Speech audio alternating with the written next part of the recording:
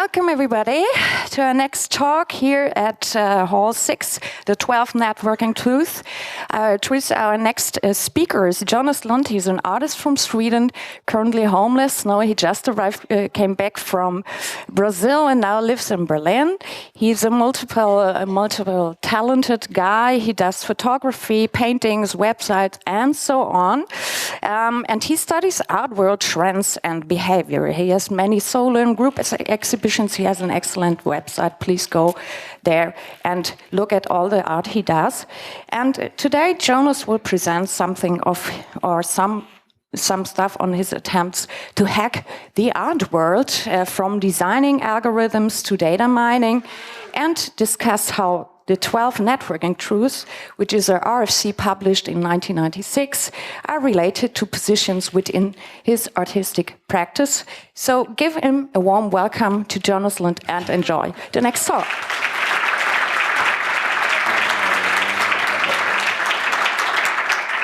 Hi, thanks so much for clapping, and thanks so much for CCC for hosting. I'm Jonas Lund, I'm an artist, currently based a little bit everywhere. I will give a very sped up talk because it's many slides, so I will try and talk pretty fast. We're going to start with the first rule of the Networking Truths, is that it has to work. And in this talk, I will somehow use the art world network as an isolated infrastructure to use that as an example of how you can attack, or not attack, but explore different types of network systems. So this is somehow the foundation for the current understanding of what is art. This is the institutional theory of art. It is that art is whatever the art world says is art. And it's not only that the art world decides what is art or not art, but also the art world decides what is good art, relevant art, quality art. So it's like it's a bit like this. Because you have a bunch, like a whole institution, which defines what's included in the institution. So it seems to me that this system is pretty ripe for exploitation. If you can unlock how the internal structures operate, you can use this to get ahead in the art game, pretty much. So I approach this from the kind of structured, to counter the illogical way of the art world. I thought to approach it through a kind of pretty straightforward way. So I started by making an art world database consisting of artists, institutions, galleries, curators, auction results, and exhibitions, largely from these four sources: Artifacts, ArtNet, Mutual Art, and Artsy. For those who don't know, Artifacts is kind of an artist ranking website where you get points based on what type of exhibitions you've made. And Andy Warhol is #1 and Pablo Picasso is #2. So it's pretty serious. So I built a ton of different JavaScript scrapers to collect all of this data, because there is no comprehensive data set at all about this information that's kind of easily queryable. Download everything, organize it in a database, then, like the magic black box of the algorithm, do something, produce something as a result or as a comment on this, and then feed it back into the system. So the first somehow approach for this was to make a curatorial ranking algorithm. The curator is the critical point to access the art world, or to get ahead in the art world game. If you know the curator, you can get access to exhibitions in galleries, museums, and different institutions. So this is the top 100 highest ranked curators in the world, sorted by what artists they worked with and in what institution. So if you study this and you look at it, you can figure out who to look for at the opening or who to look for in the museum. It's kind of like a Facebook of knowing the right face and introducing yourself. So we have isolated the players to impress in order to get ahead in our art game. The second part of the exploration with this database was culminated in an exhibition called The Fear of Missing Out, which was using the database as a basis for designing an algorithm that would output instructions for how to put together works of art. So we have the first step of finding the right person. This is the step of solving the art production. So not only I can rely on the outsourced algorithm to give me instructions for how to produce works of art. This is kind of rough approximation of how it's compiled. It's the database. I figure out the subset of the database that's suitable for me. Of this, I rate the artworks based on complexity, where the complexity is a costs the estimation of a low production cost and a high monetary value. So it has it's easy to produce. It's cheap to produce, but has a lot of aesthetical value, basically. So it outputs instructions, which gives me the title, material, dimension, the color spectrum, and the location in the exhibition space for this particular exhibition. So this instruction is pretty simple. It's just a crash motorcycle. This is slightly more complicated. It's called the storage product crosses. It's a single channel generative video installation with 4 poster changers with line drawings on poster paper. And truth number 2, no matter how hard you push and no matter what the priority, you can't increase the speed of light. And this is the Black Sunday satire. It's a ping pong table behind non-reflective glass. Door, the King's official mask product on canvas stool. Steve Ballmer, a fridge and 6 crates of beer. It's where the title and the piece is very self-explanatory. There's no real instructions. I think the subtitle for this should be developers, developers, developers. The Shield Whitechapel isn't scoop, it's acrylic and silkscreen ink on custom rope. This is the more interesting in terms of instructions because the algorithm tasked me with putting a 7-minute, 50-second video loop inside coconut soap. So then I had to somehow improvise with some epoxy resin to cover this monitor and keep it going. This is my first ever made painting. It's a description Albert, paint and ink on canvas, black steel frame. Parachute faces, diptych airways, 2 chairs, digital C-print.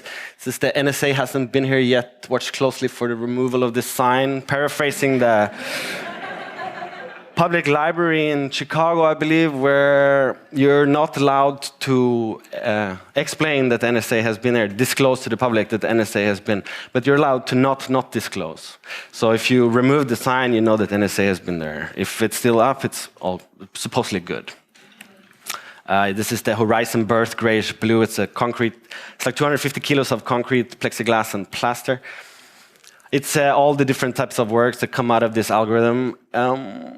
It's many different parts to this piece. I think that, in essence, it comes down to trying to figure out if there's a formula for determining what's a good quality piece and what's a bad quality piece, and if there's a way to kind of get ahead in the art world game by relying not on the whims of suggestions of subjective desires, but rather relying on big data sets. And you say, okay, now instead of being inspired by something, you just use the data sets to provide, to get instructions for what's supposedly the most successful works of art.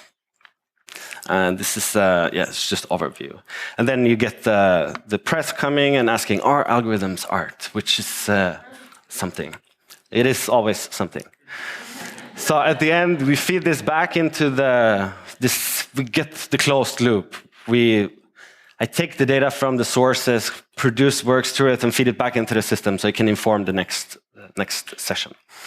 The next step is diversing away from the database, but looking at how you would move around in a museum, or how you would move around in a gallery, and what's the optimal and most successful ways of installing the artworks in the space, and how do you quantify and measure this? So this is called Gallery Analytics. It's a spin on Google Analytics, which so it's Google Analytics for the gallery space using Wi-Fi triangulation, relying on the open mesh routers. So installed in the mesh configuration in the museum using a third-party service that can triangulate your position if your Wi-Fi is on your phone up to a meter's accuracy. So you can get the real-time overview of all your visitors. You can see the little router attached on the piece up there. Some things in life can never be fully appreciated nor understood unless experienced firsthand. So then in the end, you get this detailed statistics of how your museum is performing. And you can see how many daily visits you have. You can see how many people pass by your gallery and not enter it. So that's the people you really want to get at. And then you have to work on your window displays. And this is how it's mostly used, this technology right now in shopping malls, to see how well your window display is converting customers, basically. So it's like, and it's pretty stealth. It's enough with just having your Wi-Fi on passively, and then you can triangulate it because it constantly pings everything. You also get a live overview to see. And the green dot in this scenario is the artist, and the red dot is the curator. It's because you can isolate their MAC addresses, and then you know exactly where they are, so you can go. It's very useful. We're continuing talking faster. Okay, we're behind. This is a piece from 2014, which is other ways of winning at the art game, or other ways of manipulating your way or path into this.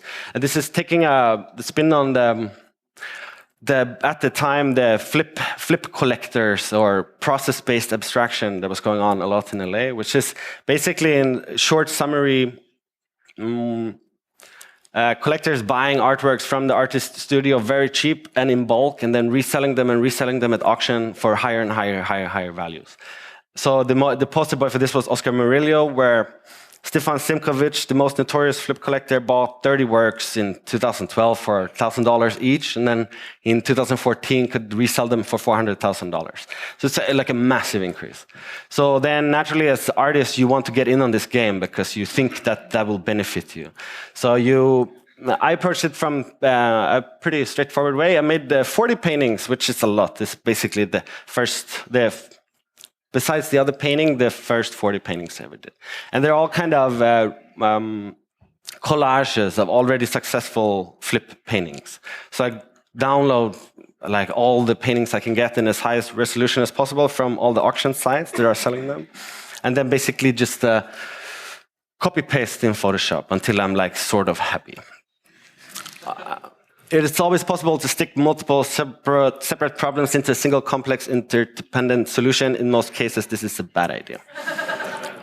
Then they're covered, it's very hard to see, but the surface, because it's digital prints, the surface is covered with acrylic gel to give it kind of a plasticky textured feel. And every painting has a specific query from the database saying that, for example, this one is the select all from auctions where the age of the artist is between 25 and 30 and the nationality is French and he has made this amount of exhibition in this. And then on the back of the painting is a GPS tracker, which is this you can see, which has a little SIM card inside of it with a data plan where every day it sends me a TCP socket message, like a data stream, to my server with its location, its altitude, its temperature, its remaining battery. And it also has the terms of ownership stamped on the back, which is just outlining different types of rules, such as that you can't tamper with the GPS device. And then this location data is shared online publicly on flipcity.net, where you can also see the location history of every piece. So you can see how it moves around. And I think of this piece as a kind of a collection of networked paintings that I inject into this system as a sort of like a Trojan horse. I can put it into the infrastructure of the art market system, and then it will end up at a collector's storage or in an auction or on someone's wall, and then I know exactly where. And I can pinpoint, and I can follow, and I can get back some type of control or ownership over it, even though it's been sold to some collector somewhere.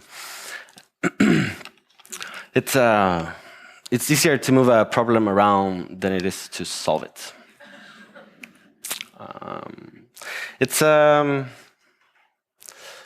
And then it ends up in auction, and then you think, okay, now the circle is closed again, because the purpose sort of a piece that's called Flip City is to be flipped. Although in this case it had to be pulled because the terms of ownership on the back didn't go well with Christie's lawyers. So it's kind of like a funny thing that already shooting myself in the foot by including rules for the paintings, so it actually can't be sold at auction. Although Philips didn't have a problem with this, so that's good. It's like the lesser famous auction house. Okay, moving on to this piece, which is going further in trying to grow production, trying to expand and make more and more works. So this is somehow the future.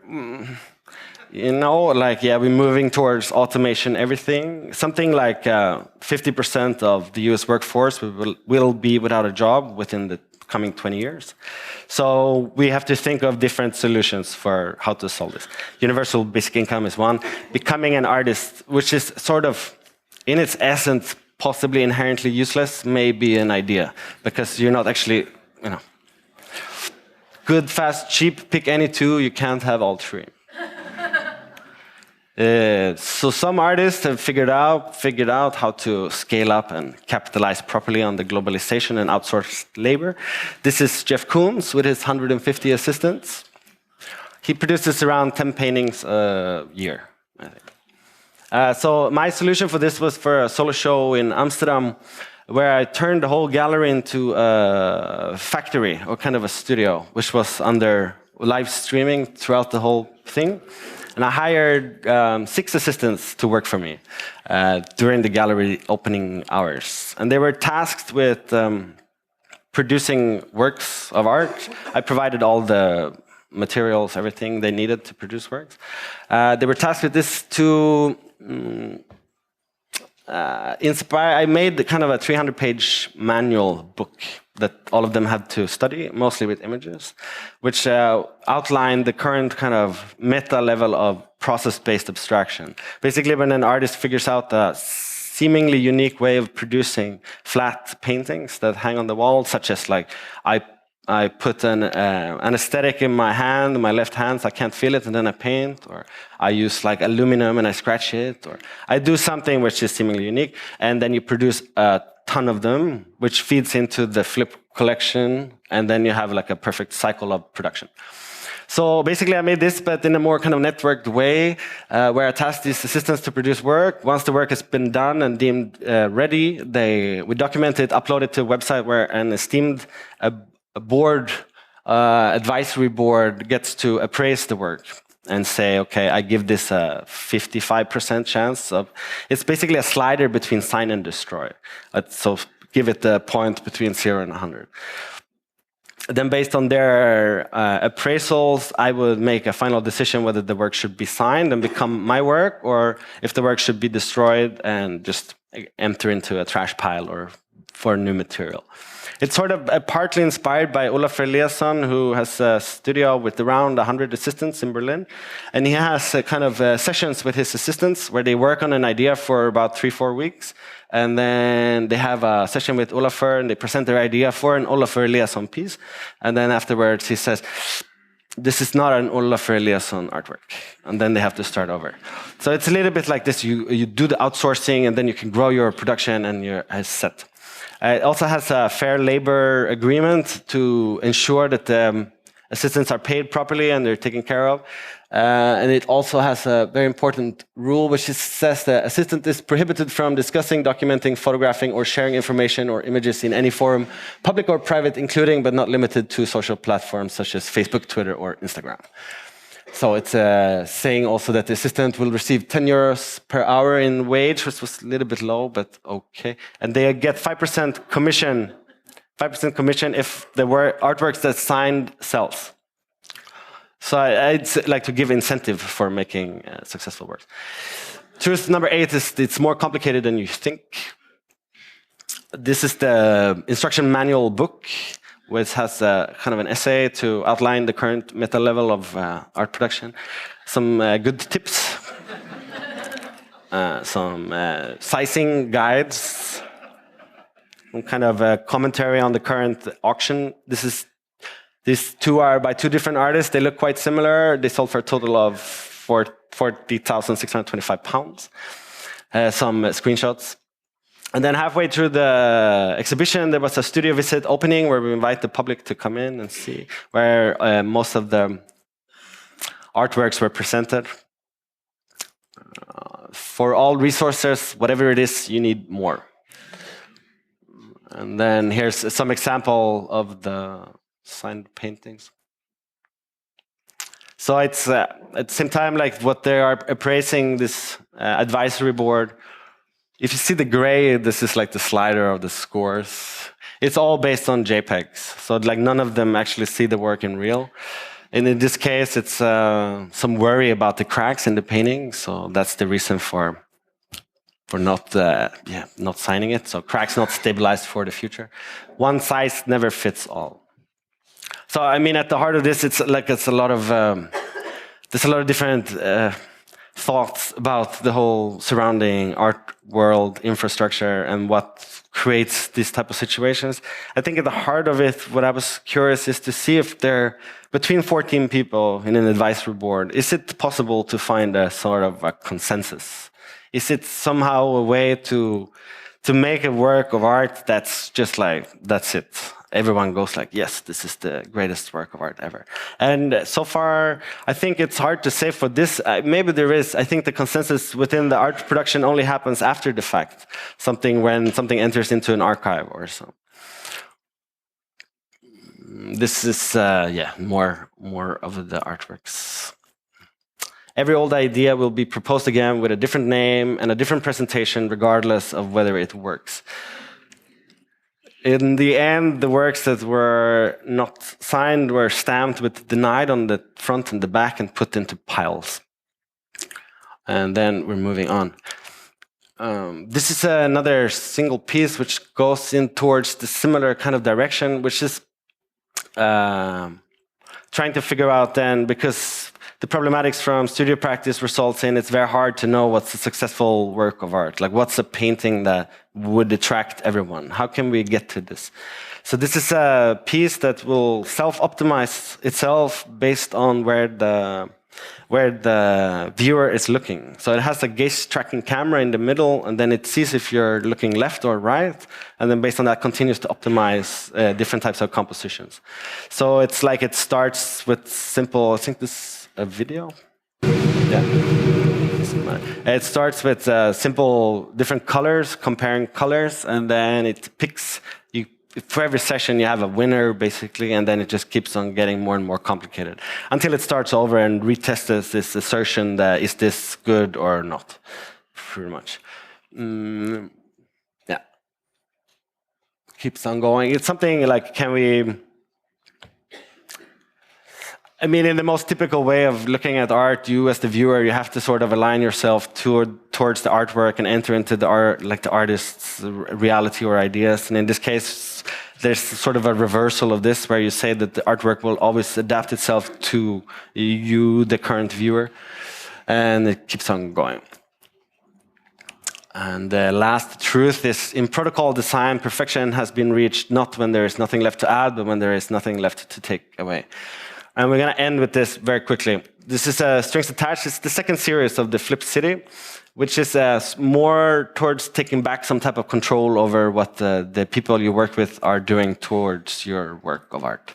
So this is, again, a painting series, which has terms of sale hand-painted on them, dictating different types of rules, which can happen with the painting after the fact. So this painting may never be offered at auction. This painting must be offered for sale at a Philips Under the Influence auction during 2018. Should Philips discontinue the series, it must be offered at one of their day sales. And this painting may only be sold to one of the following collectors: Anita Sabludovic, Simon Dupuy, Beth Rudin de Woody, or Alain Servais. So you can somehow decide, I can take back the control. The gallery has nothing to say anymore toward where he can place these works. These are the 8 most notorious flip collectors from back in 2014. They were not very happy with this. This painting may only be purchased by a collector who agrees to purchase 2 more works by the artist before March 21st, 2017. This is a very common strategy among art galleries, by the way. And most typically, if you want to buy a specific piece, you first have to buy something you don't really want. So let's say you want to buy a Corey Archangel gradient, you first have to buy a video piece by another represented artist, and then that's it. This is another very popular strategy. This painting may only be purchased by a collector who also agrees to purchase donation. And donation is this piece, and this painting may only be purchased by a collector who will donate it to one of the following museums by March 21st, 2020. And it's Moderna Museet, MoMA, Tate, Hamburger Bahnhof, Lackman, Stedelijk. And this painting may only be purchased by a collector who already owns works by all of the following artists. It's just like, the title is Good Company. It's H3D, Korakangel, Curators, Simon, Danny, Oliver, Lark, Raphael, Evan, Timur. I know one guy who owns, I think it's only one guy. This painting may only be purchased by a collector who has appeared in art forums, seen and heard at least 5 times. And this painting may only be sold to a Golden Globe winner. And this painting may only be sold once every other work in this series has been sold. And it has a website where it keeps track of the validity of the terms. And if someone disagrees or does something which is not allowed, the work becomes null, like voided. The art certificate of authenticity becomes null. And that's it. And I think we have 5 minutes for questions.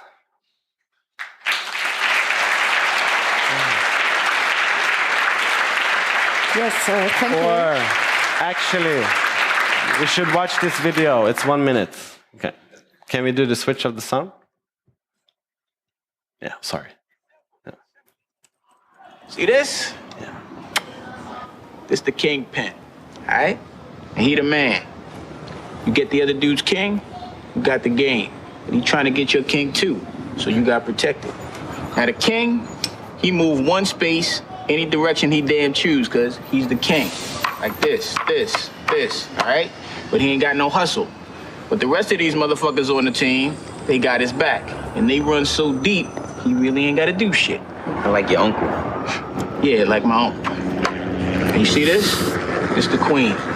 She smart, she fierce. She move any way she want, as far as she want. And she is the go get shit done piece. Remind me of Stringer. And this over here is the castle. It's like the stash. You move like this and like this. Dog, stash don't move, man. Come on, yo, think. How many times we moved the stash house this week? Right?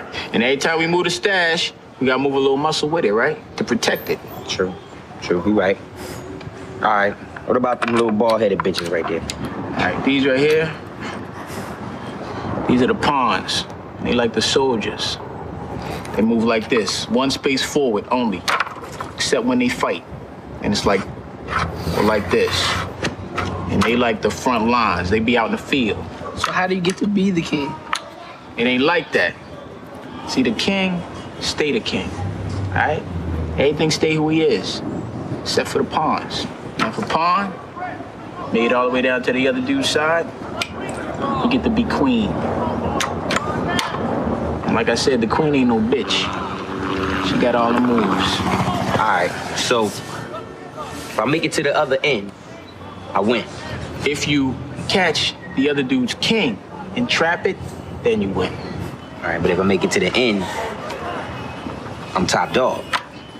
Nah, yo, it ain't like that. Look, the pawns, man, in the game, they get capped quick. They be out the game early. Unless they some smart-ass pawns. That's it. Thank you, Jonas, again. I think this video should be shown at every art school. Now we have about 4 minutes for questions. Well, if you have any questions to Jonas, oh no, 3 minutes, then please go to the microphones here in the hall. Yeah, please. Yeah, it's just a thought experiment. Have you thought of this? If you manage to do this feeding of algorithmic art into the system iteratively, so you get the art collectors and the general public to like your algorithmic art even more, then you can narrow down what is art. And at some point, the system might reach a static state, so you created the final piece of art, basically. It's a super good idea, yeah. We need a lot of assistance, but yes. Okay, thanks. Another question here. Yeah, everything you just talked about is pretty much completely new to me, so it might sound a bit stupid. But in FOMO, the arts you actually produced, I can't really believe that they came out of an algorithm. I think that I cannot really trust on you having an algorithm that generates art. So I'm kind of like wondering, what is this algorithm? What is it really? How does it tell you to produce art? So. Yeah, that's a good question. I didn't go into detail properly into this, but basically it's a kind of using the whole data set, when I rate the artworks for complexity, this is like me clicking through artworks and saying, okay, this artwork is less complicated than this artwork. And then as a combination of assigning different values to these based on what they sell for, because it's collected from auctions, I can select kind of figure out what's the most successful works of art, like get a score and say, okay, this is the ranking of the easiest to produce but the highest value. And they have titles and they have materials and dimensions, and then use like a combination of randomizing this collection of saying I have this amount of production budget available, so these are the type of materials I can use, and then mix match with what's appropriate for that. So it's more, I mean, it's kind of, yeah, I mean, it's an algorithm, it's just not super complex. That's it. And it's also something else that the instructions are very simple. It's materials, title, and kind of a color spectrum. How they get transformed into works of art, it's me like reading the instructions and then thinking, okay, how should I do this? And then that's kind of like where the art is produced. And then the algorithmic idea just frames it in such a way that it's kind of addressing what is an algorithm, how can you get transparency into different types of algorithms? Is there any way anyone on the planet that properly understands how the page rank works, or the edge rank, or whatever, like black box, the inherent bias in all these systems? And I think it's more the suggestion rather than the super truth. Okay, thank you. We have only time for a short question here from the audience. Please make it quick. So, which one of these series was your most commercially successful one?